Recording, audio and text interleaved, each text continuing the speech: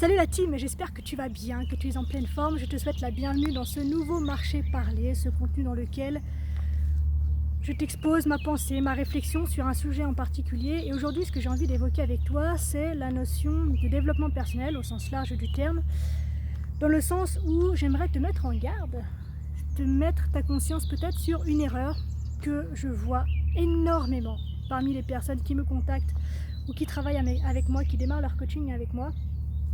Et je trouve que c'est une notion qui grandit de plus en plus. C'est vraiment quelque chose que je retrouve de manière extrêmement régulière. Et je pense qu'il est intéressant, si le sujet t'intéresse, que l'on puisse évoquer le sujet ensemble. Alors déjà, le développement personnel, il faut savoir que selon moi, tout le monde en fait. Dès lors que tu apprends quelque chose pour changer de niveau dans ton boulot, dans ta vie, dans ton couple, quelle que soit la manière dont tu t'y prends, que ce soit accompagné ou non, tout le monde se développe personnellement. Ce que l'on appelle développement personnel au sens où on l'entend nous ici, c'est la notion de conscience que l'on met dans les outils que l'on va chercher pour aller dans une destination, vers une destination prédéfinie en fait. Et donc l'erreur que l'on retrouve beaucoup et qui je trouve s'accentue en fait avec la notion de confusion qui je trouve grandit avec toute cette atmosphère de pseudo-pandémie. Et donc cette erreur pour moi c'est la séparation. La séparation dans le sens où je suis de plus en plus en contact avec des personnes qui, parce qu'elles se sont lancées dans le développement personnel, se retrouvent en fait extrêmement seules, complètement perdues, parce que en fait elles n'ont pas compris l'essence même de ce qu'est le développement personnel. Et entre nous, un développement personnel qui t'isole, qui te rend plus malheureux ou plus dépressif encore que lorsque tu as commencé, pour moi c'est pas du développement personnel. Et il est temps.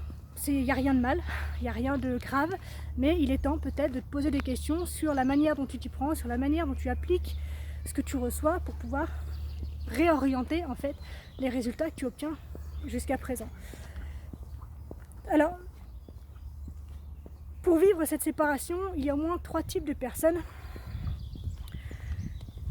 Le premier, c'est les personnes qui vont développer une espèce d'ego pseudo-spirituel, dans le sens où c'est des personnes qui partent sur une frustration qui est assez intense et qui du coup vont accumuler les connaissances sans forcément appliquer grand chose, mais qui du coup vont avoir une certaine facilité à conseiller les autres. Et donc du coup, dès lors qu'ils se retrouvent face à ce qu'ils perçoivent chez les autres, eh bien ils se frustrent encore plus, et donc du coup plus ils se frustrent, plus ils cachent cette part d'eux qu'ils ne veulent pas montrer, et donc plus ils donnent de conseils, et donc ils se retrouvent perdus dans un cercle vicieux qui leur fait plus de mal que de bien et qui les isole. Pourquoi ? Parce que en fait, soit on les prend pour des donneurs de leçons, soit on ressent bien en fait au bout d'un moment qu'il y a une forme d'incohérence qui est présente et il y a une forme de désalignement qui est là. Donc une fois de plus, c'est pas grave, c'est tous un chemin qu'on a à faire. Moi-même, même les plus grands coachs ont tous encore du chemin à faire. Il y a des endroits où on est désaligné, il faut qu'on se recentre, etc. Mais dès lors que l'on est dans le déni et qu'on est dans le rejet d'une partie de soi pour donner une image de soi qui finalement n'est pas vraiment vraie, et bien forcément on s'isole et donc on crée ici, par ce comportement-là, une première forme de séparation. Deuxième type de personnes, c'est celles et ceux, la phrase n'est pas genrée, enfin bon bref, ce sont ces personnes qui partent d'une vive douleur, mais qui du coup rasent tout du jour au lendemain. C'est-à-dire que j'ai beaucoup de personnes qui viennent me voir et qui me disent « Ah ouais, moi je me suis rendu compte que toute ma famille était toxique, donc j'ai coupé les ponts avec tout le monde. » Et en fait, ils viennent me voir après 10 ans de cette décision-là, et ils sont malheureux, ils sont tristes, ils sont seuls.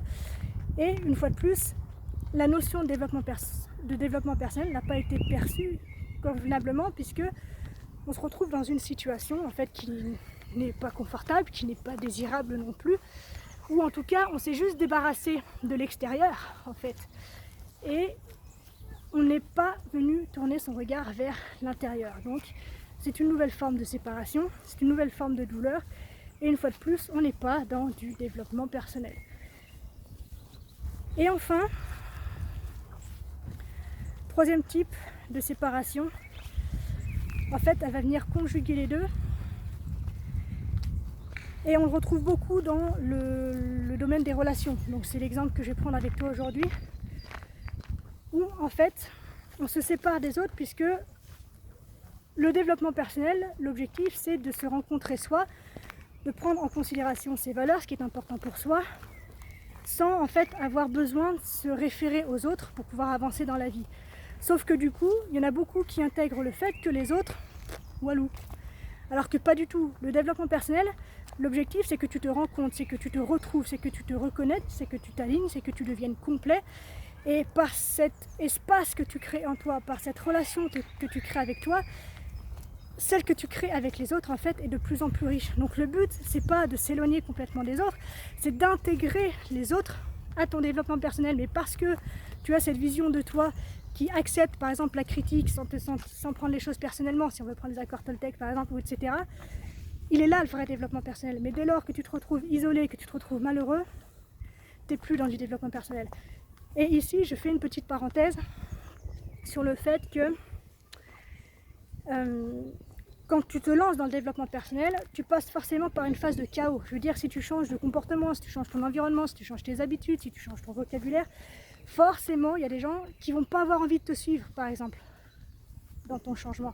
C'est ok, c'est normal. Donc, il peut y avoir une période, lorsque tu te lances dans ton développement personnel, où tu te retrouves un peu seul, où tu te retrouves démuni, où tu te retrouves face à des parties de toi que tu connaissais pas et que tu n'apprécies pas forcément sur le moment. Donc, c'est normal de traverser ça. Mais si ton développement personnel a commencé il y a 10 ans et qu'aujourd'hui en fait rien n'a changé si ce n'est que tu es plus seul, plus malheureux encore, là le tir est à rectifier. Et donc pour en revenir à cette troisième forme de séparation, c'est ce côté où du coup c'est moi seul face au monde. Et donc du coup je me retrouve beaucoup par exemple même dans des séminaires, donc avec des personnes qui prennent la posture de coach ou d'accompagnant, quel que soit l'outil qu'ils utilisent, mais qui du coup vont me dire, par exemple, quand j'évoque quelque chose, ils vont me raconter que oui, mais ça c'est ta vérité, c'est ton point de vue, ça ne me concerne pas.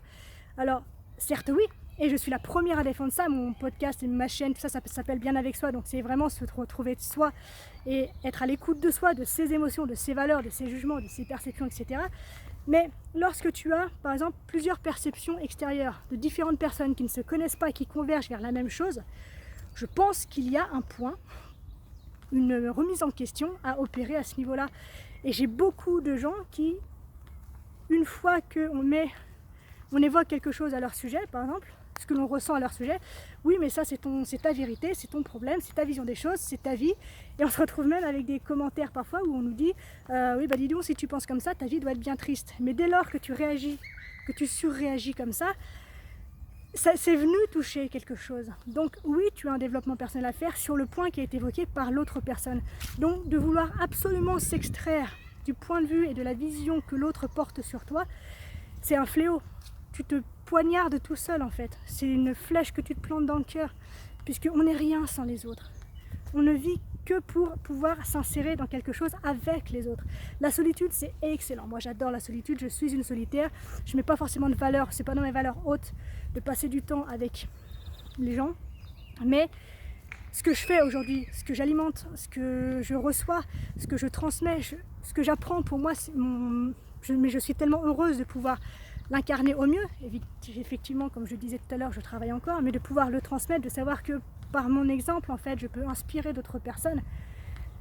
Il est là le vrai pouvoir de mon développement personnel. Elle est là la vraie valeur de mon développement personnel. J'aurais personne, en fait, à inspirer. Est-ce que vraiment ça aurait autant de valeur que si j'étais toute seule? Non. Alors évidemment que ça a de la valeur. Je ne suis pas en train de dire du coup qu'il faut plus s'intéresser à soi, pas du tout, du tout.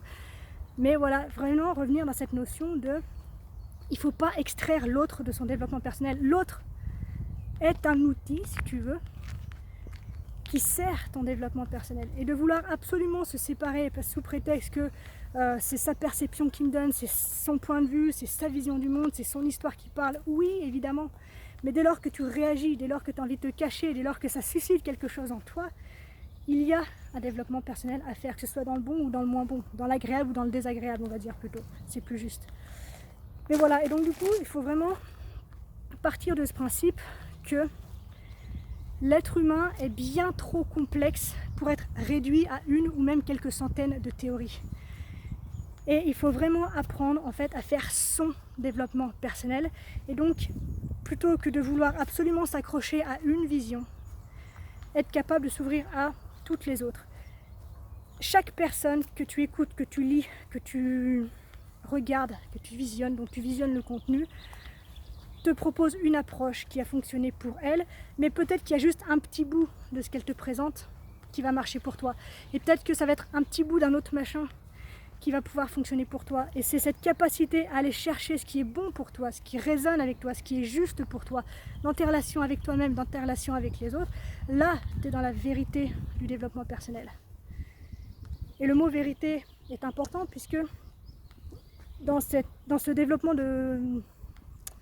d'ego pseudo-spirituel, on a beaucoup cette notion de trouver la vérité. Mais la vérité n'existe pas, il n'y a que ta vérité et tout ce que tu intègres dans cette notion de ta vérité. Et donc, développe en fait cette capacité à juste récupérer dans ce que les gens te donnent, dans ce que les personnes que tu suis te donnent, ce qui résonne avec toi et à faire ta popote. Et ça me ramène à une citation de Bruce Lee que j'aime bien, qui est, si je ne me trompe pas, absorbe what is useful, discard what is not, add what is uniquely your own. Avec un très bel accent, n'est-ce pas? Ce qui signifie en gros, absorbe ce qui est utile, rejette ce qui ne l'est pas et ajoute ce qui t'appartient, ce qui vient de toi. Et en fait, je pense que le développement personnel peut être résumé dans cette phrase. Va chercher ce qui t'intéresse, ce qui résonne en toi, ce qui est juste pour toi, ce qui te fait vibrer, ce qui te parle et rejette tout ce qui n'a aucun intérêt ou ne te parle pas, ne te fait pas vibrer, ne te touche pas et fais-en ta popote. Rajoute en fait ce petit élément qui vient déjà de toi, que tu as déjà développé parce que tu as déjà plein de choses, tu n'as pas besoin de tout récupérer de l'extérieur. Tout ce qui est à l'intérieur est là pour enrichir ce qui existe déjà. Donc n'aie pas peur de t'extraire de ces cadres qu'on te donne pour te donner une direction, pour choisir ta direction. Mandela disait que c'était bien de sortir des chemins qui avaient été déjà tracés pour aller là où il n'y a pas de chemin et tracer le sien. Eh bien, apprends à tracer le tien. Tout ça pour dire donc que la vérité n'existe pas, il n'y a que ta vérité et tout ce que tu choisis d'y intégrer dans cette vérité. Personne ne sait mieux que toi ce dont tu as besoin et ce qui est important pour toi. Mais même la science, on est beaucoup à vouloir des preuves scientifiques, mais ça fait des siècles que chaque année, il y a des preuves scientifiques, soi-disant, qui sont balayées pour être remplacées par d'autres. Donc, la science, les recherches, la psychologie, tout ce que tu veux, ce sont juste des héritages de réflexions qui nous sont transmises et que l'on complète et que l'on va du coup transformer, que l'on va changer en fonction de ce qui est découvert à l'instant T. Donc aujourd'hui, ce qui est sûr scientifiquement sera peut-être moins sûr demain. Donc va vraiment à la recherche de ce qui te parle à toi. Et garde à l'esprit, comme je te le disais tout à l'heure, que l'être humain est bien trop complexe pour être réduit à une ou quelques centaines de théories. Donc, ce à quoi je t'invite à l'issue de cette vidéo, parce qu'on arrive à la fin, sinon je vais me perdre, je vais perdre le fil de ma pensée, c'est de vraiment entendre qu'il faut, pour un bon développement personnel, sortir de cette notion d'absolu. Il n'y a pas blanc, noir, il n'y a pas bien, mal, il n'y a pas juste, faux, il y a ce qui est juste pour toi, il y a ce qui est pour toi, il y a juste toi avec ta vision du monde et la façon dont tu souhaites l'enrichir et la nourrir. Donc la vie c'est pas de l'absolu, la vie c'est plein de nuances. L'être humain c'est une palette de nuances, de gris, de couleurs, de tout et n'importe quoi. Donc il ne s'agit pas en fait d'avoir la vérité d'un autre et de la caler sur la tienne, il faut chercher ta vérité, ce qui résonne en toi. Et pour ça, oui, on a besoin des autres. Donc garde à l'esprit, si tu te lances dans le développement personnel, que ton objectif, c'est pas de te perdre, c'est de te trouver. Dès lors que tu passes trop de temps à être perdu, parce que je te l'ai dit, ça peut être un moment qui est normal dans le développement personnel, mais quand ça fait 15 ans que tu es paumé dans ton développement personnel, c'est parce qu'il y a un moment, en fait, où tu t'es séparé de quelque chose d'important, que ce soit des autres, que ce soit d'une notion, que ce soit de toi-même, que ce soit juste une partie de toi. Mais garde à l'esprit que le développement personnel, il est censé t'aider à te sentir à ta place. Mais dans toute la généralité du monde et de l'univers, de l'humanité, de la vie, je ne sais pas comment tu veux appeler les choses, mais il est là pour te faire ressentir que tu as ta place, que tu as ton rôle, que tu es là pour une bonne raison, même si tu ne la connais pas, mais que tu le ressentes et que ça te recentre. Et pour ça, il faut accepter que tout ce qui a été créé au même titre que toi a son rôle à jouer dans ton développement personnel. Donc, lorsque quelqu'un te fait une réflexion, Oui, ça lui appartient, oui, c'est le regard qu'il pose sur toi, mais quand tu as 42 personnes qui te font la même réflexion, bah, pose-toi des questions. Et ne rejette pas la vie des autres. La vie des autres, c'est la vie des autres, mais peut-être que ça peut être un bon indicateur pour savoir dans quelle direction avancer dorénavant. Voilà, j'espère que cette réflexion te plaît. Dis-moi si tu te reconnais dans un de ces 3 types de personnalités que je t'ai présenté.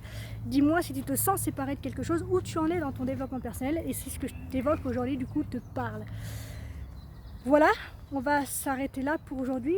Je te souhaite de trouver quelque chose qui t'inspire dans ces mots, parce que c'est vraiment une notion à laquelle je suis quotidiennement confrontée. Je trouve que c'est incroyable la façon dont le développement personnel peut être détourné pour que les gens se sentent encore plus mal. Donc si ça te parle, eh ben, n'hésite pas à me le faire savoir en mettant un commentaire.